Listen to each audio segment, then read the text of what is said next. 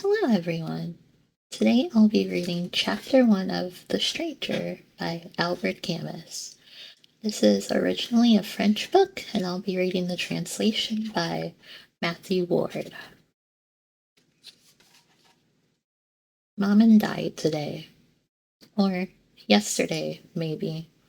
I don't know. I got a telegram from the home. Mother deceased. Funeral tomorrow.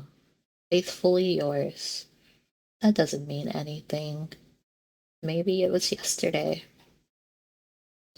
The old people's home is at Marengo, about 80 kilometers from Algiers. I'll take the 2 o'clock bus and get there in the afternoon. That way, I can be there for the vigil and come back tomorrow night. I asked my boss for 2 days off, and there was no way he was going to refuse me with an excuse like that. But he wasn't too happy about it. I even said, "It's not my fault." He didn't say anything. Then I thought I shouldn't have had to say that. After all, I didn't have anything to apologize for. He's the one who should have offered his condolences. But he probably will day after tomorrow, when he sees I'm in mourning. For now, it's almost as if Mom and Mother weren't dead. After the funeral, though, the case will be closed, and everything will have a more official feel to it. I caught the 2 o'clock bus. It was very hot. I ate at the restaurant, at Celeste's, as usual. Everybody felt very sorry for me, and Celeste said, "You only have one mother." When I left, they walked me to the door. I was a little distracted because I still had to go up to Emmanuel's place to borrow a black tie and an armband. He lost his uncle a few months back. I ran so as to not miss the bus. It was probably because of all the rushing around, and on top of that, the bumpy ride, the smell of gasoline, and the glare of the sky and the road, that I dozed off. I slept almost the whole way, and when I woke up, I was slumped against a soldier who smiled at me and asked if I'd been traveling long. I said yes, just so I wouldn't have to say anything else. The home is 2 kilometers from the village. I walked them. I wanted to see Maman right away, but the caretaker told me I had to see the director first. He was busy, so I waited a while. The caretaker talked the whole time, and then I saw the director. I was shown into his office. He was a little old man with the ribbon of the Legion of Honor on his lapel. He looked at me with his clear eyes. Then he shook my hand and held it so long I didn't know how to get it loose. He thumbed through a file and said, "Madame Mersault came to us 3 years ago. You were her sole support." I thought he was criticizing me for something, and I started to explain. But he cut me off. "You don't have to justify yourself, my dear boy. I've read your mother's file. You weren't able to provide for her properly. She needed someone to look after her. You earn only a modest salary. And the truth of the matter is, she was happier here." I said, "Yes, sir." He added, "You see, she had friends here, people her own age. She was able to share things from the old days with them. You're young, and it must have been hard for her with you." It was true. When she was at home with me, Mama used to spend her time following me with her eyes, not saying a thing. For the first few days she was at the home, she cried a lot. But that was because she wasn't used to it. A few months later, and she would have cried if she'd been taken out. She was used to it. That's partly why I didn't go there much this past year, and also because it took up my Sunday, not to mention the trouble of getting to the bus, buying tickets, and spending 2 hours traveling. The director spoke to me again, but I wasn't really listening anymore. Then he said, "I suppose you'd like to see your mother." I got up without saying anything, and he led the way to the door. On the way downstairs, he explained, "We've moved her to our little mortuary, so as to not upset the others. Whenever one of the residents dies, the others are a bit on edge for the next 2 or 3 days, and that makes it difficult to care for them." We crossed a courtyard where there were lots of old people chatting in little groups. As we went by, the talking would stop, and then the conversation would start up again behind us. The sound was like the muffled jabber of parakeets. The director stopped at the door of a small building. "I'll leave you now, Monsieur Musselt. If you need me for anything, I'll be in my office." As is usually the case, the funeral is set for 10 o'clock in the morning. This way, you'll be able to keep vigil over the departed. One last thing. It seems your mother often expressed to her friends her desire for a religious burial. I've taken the liberty of making the necessary arrangements, but I wanted to let you know." I thanked him. While not an atheist, Maman had never in her life given a thought to religion. I went in. It was a very bright, whitewashed room with a skylight for a roof. The furniture consisted of some chairs and some cross-shaped sawhorses. Two of them, in the middle of the room, were supporting a closed casket. All you could see were some shiny screws, not screwed down all the way, standing out against the walnut-stained planks. Near the casket was an Arab nurse in a white smock with a brightly colored scarf on her head. Just then, the caretaker came in behind me. He must have been running. He stuttered a little. "You put the cover on, but I'm supposed to unscrew the casket so you can see her." He was moving toward the casket when I stopped him. He said, "You don't want to?" I answered, "No." He was quiet, and I was embarrassed because I felt I shouldn't have said that. He looked at me and then asked, "Why not?" But without criticizing, as if he just wanted to know. I said, "I don't know."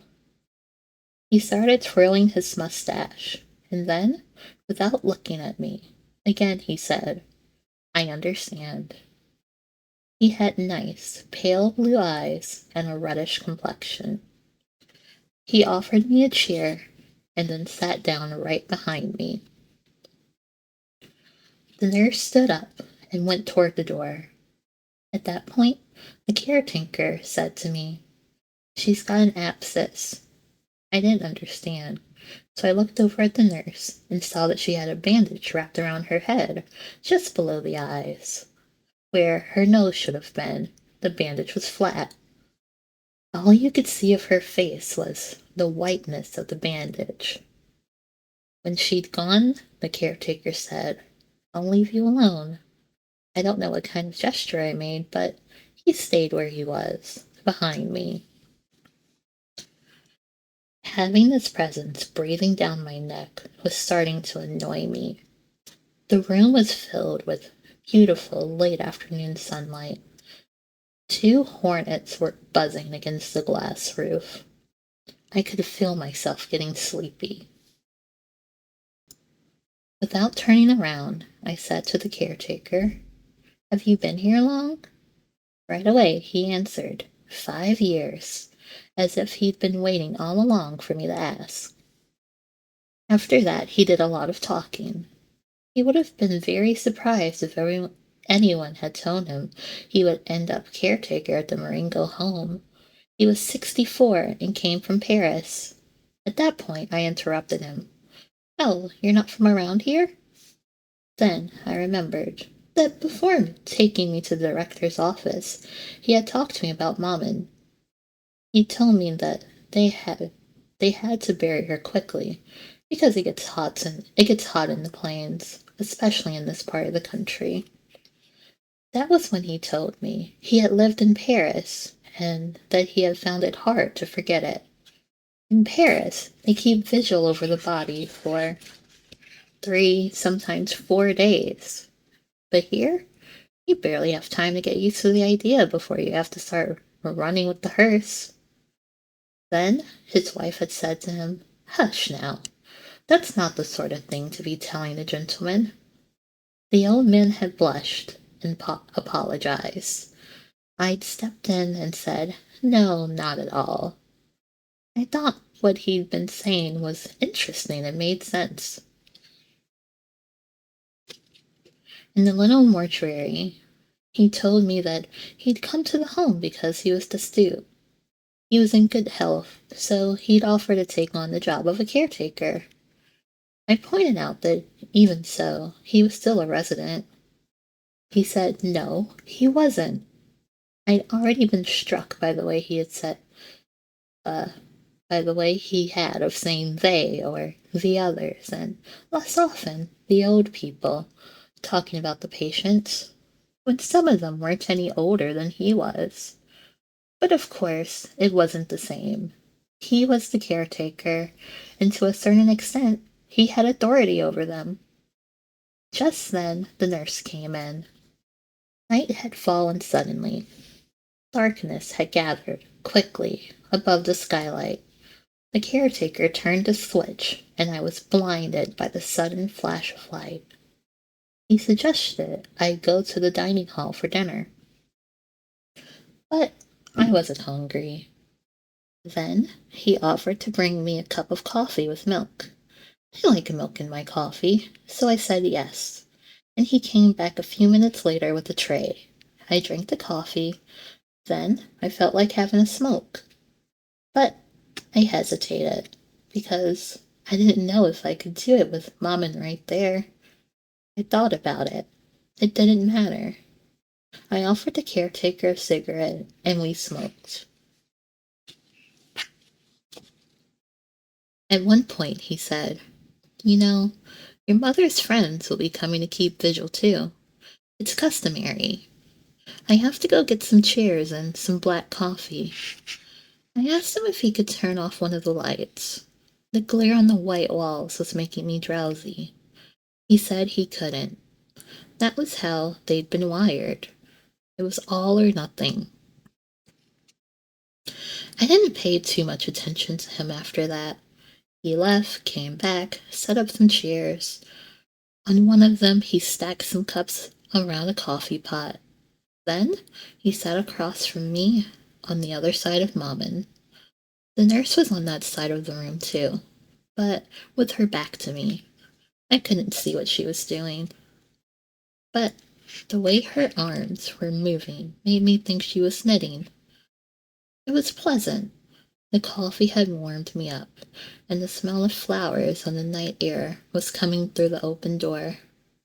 I think I dozed off for a while.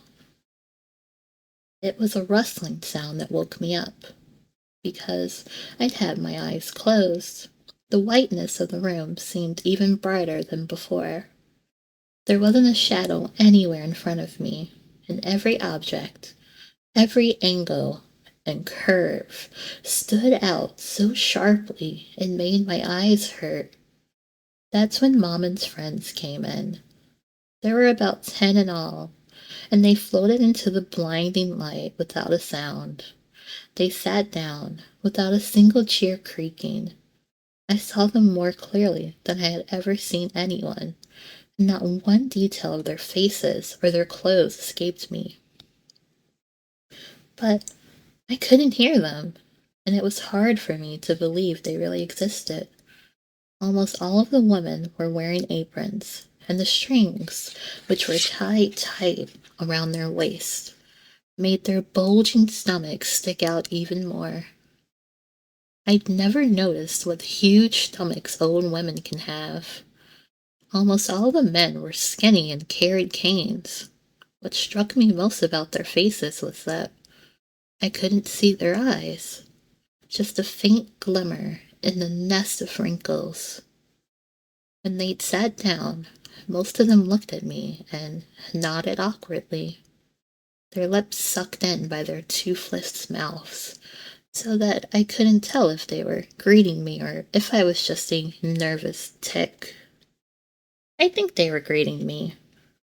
It was then that I realized they were all sitting across from me, nodding their heads, grouped around the caretaker. For a second, I had the ridiculous feeling that they were there to judge me. Soon, one of the women started crying. She was in the second row, hidden behind one of her companions, and I couldn't see her very well.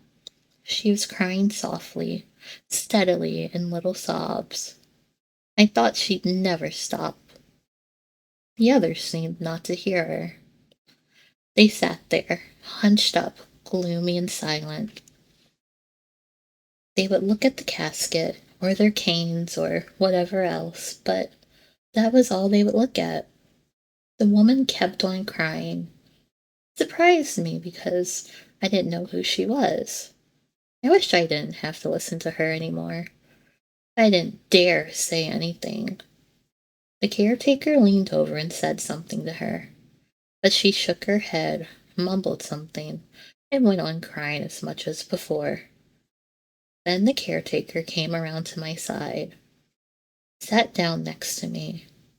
After a long pause, he explained, without looking at me. She was very close to your mother. She says your mother was her only friend, and now she hasn't got anyone. We just sat there like that for quite a while. The woman's sighs and sobs were quieting down. She sniffled a lot. Then, finally, she shut up. I didn't feel drowsy anymore, but I was tired and my back was hurting me. Now, it was all these people not making a sound that was getting on my nerves. Except that every now and then I'd hear a strange noise and I couldn't figure out what it was. Finally, I realized that some of the old people were sucking at the insides of their cheeks and making these weird smacking noises. They were so lost in their thoughts that they weren't even aware of it. I even had the impression that the dead woman lying in front of them didn't mean anything to them. But I think now that that was a false impression. We all had some coffee, served by the caretaker. After that, I don't know anymore. The night passed. I remember opening my eyes at one point and seeing that all the old people were slumped over asleep, except for one old man with his chin resting on the back of his hands, wrapped around his cane. He was staring at me as if he were just waiting for me to wake up. Then I dozed off again. I woke up because my back was hurting more and more. Dawn was creeping up over the skylight. Soon afterwards, one of the old men woke up and coughed a lot. He kept hacking into a large checkered handkerchief, and every cough was like a convulsion. He woke the others up, and the caretaker told them that they ought to be going. They got up. The uncomfortable vigil had left their faces ashen-looking. On their way out, and much to my surprise, they all shook my hand, as if that night during which we hadn't exchanged as much as a single word had somehow brought us closer together. I was tired. The caretaker took me up to his room and I was able to clean up a little bit. I had some more coffee and milk, which was very good. When I went outside, the sun was up. Above the hills that separate Marengo from the sea, the sky was streaked with red, and the wind coming over the hills brought the smell of salt with it. It was going to be a beautiful day. It had been a long time since I'd been out in the country, and I could feel how much I'd enjoy going for a walk if it hadn't been for Maman. But I waited in the courtyard, under a plane tree. I breathed in the smell of fresh earth, and I wasn't sleepy anymore. I thought of the other guys at the office. They'd be getting up to go to work about this time. For me, that was always the most difficult time of the day. I thought about those things a little more, but I was distracted by the sound of a bell ringing inside the buildings. There was some commotion behind the windows. Then everything quieted down again. The sun was now a little higher in the sky. It was starting to warm my feet. The caretaker came across the courtyard and told me that the director was asking for me. I went to his office. He had me sign a number of documents. I noticed that he was dressed in black with pinstripe trousers. He picked up the telephone and turned to me. The undertaker's men arrived a few minutes ago. I'm going to ask them to seal the casket. Before I do, would you like to see your mother one last time? I said no. He gave the order into the telephone, lowering his voice. Fige, tell the men they can go ahead. After that, he told me he would be attending the funeral, and I thanked him. He sat down behind his desk and crossed his short legs. He informed me that he and I would be the only ones there, apart from the nurse on duty. The residents usually weren't allowed to attend funerals. He only let them keep the vigil. It's more humane that way, he remarked.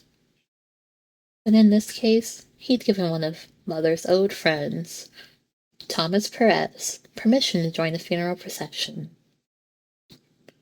At that, the director smiled. He said, I'm sure you understand. It's a rather childish sentiment, but he and your mother were almost inseparable. The others used to tease them and say, Perez has a fiancé. He'd laugh. They enjoyed it. And the truth is, he's taking Madame Mersault's death very hard. I didn't think I could rightfully refuse him permission. But, on the advice of our visiting physician, I did not allow him to keep the vigil last night. We didn't say anything for quite a long time. The director stood up and looked out the window to his office. A moment later, he said, Here's the priest from Marengo already. He's early. He warned me that it would take at least 3/4 of an hour to walk to the church, which is in the village itself. We went downstairs. In front of the building stood the priest and 2 altar boys. One of them was holding a censer, and the priest was leaning toward him, adjusting the length of its silver chain. As we approached, the priest straightened up. He called me my son and said a few words to me. He went inside. I followed. I noticed right away that the screws on the casket had been tightened and that there were 4 men wearing black in the room. The director was telling me that the hearse was waiting out in the road, and at the same time I could hear the priest beginning his prayers. From then on, everything happened very quickly. The men moved toward the casket with a pall. The priest, his acolytes, the director, and I all went outside. A woman I didn't know was standing by the door. Monsieur Massault, the director said. I didn't catch the woman's name. I just understood that she was the nurse assigned by the home. Without smiling, she lowered her long, gaunt face. Then we stepped aside to make way for the body. We followed the pallbearers and left the home. Outside the gate stood the hearse, varnished, glossy, and oblong. It reminded me of a pencil box. Next to it was the funeral director, a little man in a ridiculous get-up and an awkward, embarrassed-looking old man. I realized that it was Monsieur Perez. He was wearing a soft felt hat with a round crown and a wide brim. He took it off as the casket was coming through the gate. A suit with trousers that were corkscrewed down around his ankles, and a black tie with a knot that was too small for the big white collar of his shirt. His lips were trembling below a nose dotted with blackheads. Strange, floppy, thick-rimmed ears stuck out through his fine white hair, and I was struck by their blood-red color next to the pallor of his face. The funeral director assigned us our places. First came the priest, then the hearse. Flanking it, the four men. Behind it, the director and myself, and bringing up the rear, the nurse and Monsieur Perez. The sky was already filled with light. The sun was beginning to bear down on the earth, and it was getting hotter by the minute. I don't know why we waited so long before getting underway. I was hot in my dark clothes. The little old man, who had put his hat back on, took it off again. I turned a little in his direction and was looking at him when the director started talking to me about him. He told me that my mother and Monsieur Perez often used to walk down to the village together in the evenings, accompanied by a nurse, of course. I was looking at the countryside around me, seeing the rows of cypress trees leading up to the hills next to the sky, and the houses standing out here and there against that red and green earth. I was able to understand Maman better. Evenings in that part of the country must have been a kind of sad relief. But today, with the sun bearing down, making the whole landscape shimmer with heat, it was inhuman and oppressive. We got underway. It was then that I noticed that Perez had a slight limp. Little by little, the hearse was picking up speed, and the old man was losing ground. One of the men flanking the hearse had also dropped back, and was now even with me. I was surprised at how fast the sun was climbing in the sky. I noticed that for quite some time the countryside had been buzzing with the sound of insects and the crackling of grass. The sweat was pouring down my face. I wasn't wearing a hat, so I fanned myself with my handkerchief. The man from the undertaker said something to me, then, which I missed. He was lifting the edge of his cap with his right hand and wiping his head with the handkerchief, with his left at the same time. I said, "What?" He pointed up at the sky and repeated, "Pretty hot." I said, "Yes." A minute later he asked, "Is that your mother in there?" Again I said, "Yes." Was she old? I answered, "Fairly," because I didn't know the exact number. After that he was quiet. I turned around and saw old Perez about 50 meters behind us. He was going as fast as he could, swinging his felt hat at the end of his arm. I looked at the director, too. He was walking with great dignity, without a single wasted motion. A few beads of sweat were forming on his forehead, but he didn't wipe them off. The procession seemed to me to be moving a little faster. All around me there was still the same glowing countryside flooded with sunlight. The glare from the sky was unbearable. At one point, we went over a section of the road that had just been repaved. The tar had burst open in the sun. Our feet sank into it, leaving its shiny pulp exposed. Sticking up above the top of the hearse, the coachman's hard leather hat looked as if it had been molded out of the same black mud. I felt a little lost between the blue and white of the sky and the monotony of the colors around me. The sticky black of the tar, the dull black of all the clothes, and the shiny black of the hearse. All of it. The sun, the smell of leather and horse dung from the hearse, the smell of varnish and incense, and my fatigue after a night without sleep was making it hard for me to see or think straight. I turned around again. Perez seemed to be all the way back there, fading into the shimmering heat. Then I lost sight of him altogether. I looked around and saw that he'd left the road and cut out across the fields. I also noticed that there was a bend in the road up ahead. I realized that Perez, who knew the country, was taking a shortcut in order to catch up with us. By the time we rounded the bend, he was back with us. Then we lost him again. He set off cross country once more, and so it went on. I could feel the blood pounding in my temples. After that, everything seemed to happen so fast, so deliberately, so naturally that I don't remember any of it anymore, except for one thing. As we entered the village, the nurse spoke to me. She had a remarkable voice, which didn't go with her face at all. Melodious voice, wavering voice.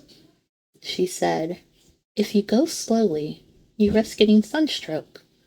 But if you go too fast, you work up a sweat and then catch a chill inside the church." She was right. There was no way out. Several other images from that day have stuck in my head.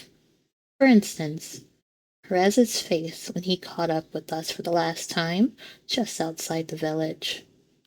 Big tears of frustration and exhaustion were streaming down his cheeks. But because of all the wrinkles, they weren't dripping off. They spread out and ran together again, leaving a watery film over his ruined face. Then was the church and the villagers on the sidewalks, the red geraniums on the graves in the cemetery. Perez fainting, he crumpled like a rag doll. The blood-red earth spilling over Maman's casket, the white flesh of the roots mixed in with it. More people, voices, the village. Waiting in front of a cafe, the incessant drone of the motor, and my joy when the bus entered the nest of lights that was Algiers, and I knew I was going to go to bed and sleep for 12 hours.